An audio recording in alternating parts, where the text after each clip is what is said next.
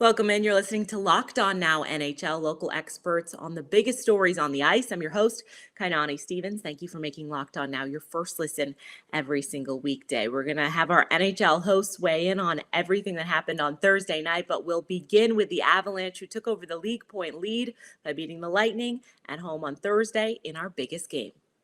The biggest game.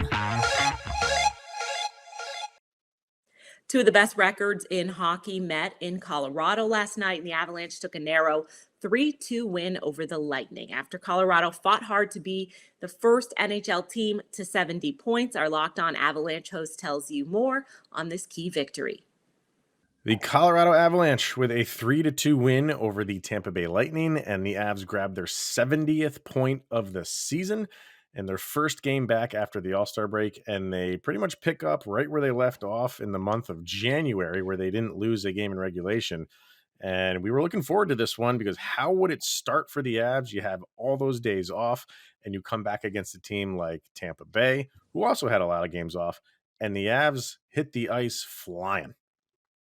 Yeah, came out, commanded early, kept that tempo most of the game, and proved themselves right back in the thick of things against the defending Stanley Cup champion. Yeah, this was a back and forth game, and while the Avs got to Vasilevsky early, he shut them down after that. So Darcy Kemper needed to be as good as Vasilevsky, and he was as good and maybe just a touch better. Lots of pucks getting thrown around in this game, and both goalies need to be on this game. And like I said, after Vasilevsky settled down, he was every bit as good as he is. And it was nice for the Avalanche side of things to see Darcy Kemper kind of match him shot for shot.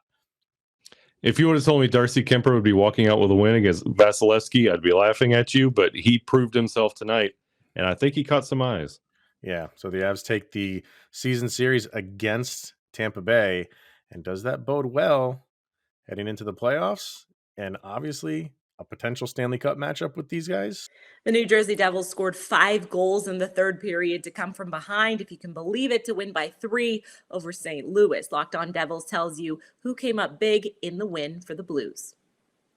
What's up? This is Trey Matthews of Locked On Devils, and here is my post-game reaction. So, the New Jersey Devils came out victorious against the Blues, putting up a touchdown and a field goal against them, winning by a score of 7-4. This is the first time that we have won at St. Louis since 2008. We did it without Dougie Hamilton. We did it without Jack Hughes, and Jesper Bratt was barely a factor in this game because he is supposedly hurt. We don't know his official word, but we're hoping for the best. But needless to say, it was a hands-on-deck effort for the New Jersey Devils. It got a little shaky at parts, especially in the second period, because we blew a 2-goal lead, but the Devils were able to finish it out. They put up 5 goals in period number 3. It was very exciting to see. Like I said, wasn't the prettiest of games, but we are finally on a good win streak. We're no longer on a losing streak. We're now on a 2-game win streak. It's been a while since I've said win streak and Devils in the same sentence, and it feels so good. So once again, New Jersey Devils come out victorious against the St. Louis Blues, 7-4, and it was an all hands on deck kind of effort.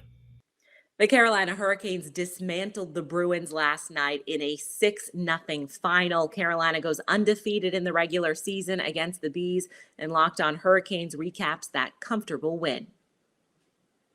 Hey there, Kaniacs. Jared Ellis here, host of Locked On Hurricanes, and tonight on Jordan Martinook's 200th career game, the Carolina Hurricanes finished the season sweep of the Boston Bruins with a 6-0 shutout in Boston. This was a great bounce back game for the Hurricanes, considering they dropped the last 2 to Toronto in overtime and then to Ottawa in regulation. A couple really tough losses, and the Carolina Hurricanes came out with some fire tonight. You had Sebastian Aho having a multi-game night, Andrei Svechnikov netting himself a goal, and of course the man of the hour, Frederik Andersen, getting his second shutout on the Bruins this season. So great stuff from the Hurricanes. And at the August Burns Red Show tonight, I did see that frontman Jake Lurs, he was wearing Boston Bruins hat. Didn't acknowledge me while I yelled at him from the crowd that the Hurricanes shut out the Bruins. You win some, you lose some, but the Hurricanes won this one. That's going to do it for this edition of Locked On Now NHL. Thank you for making Locked On Now your first listen every day. Make sure you check out Locked On NHL and your team's Locked On podcast. I'm Kainani Stevens. This has been Locked On Now.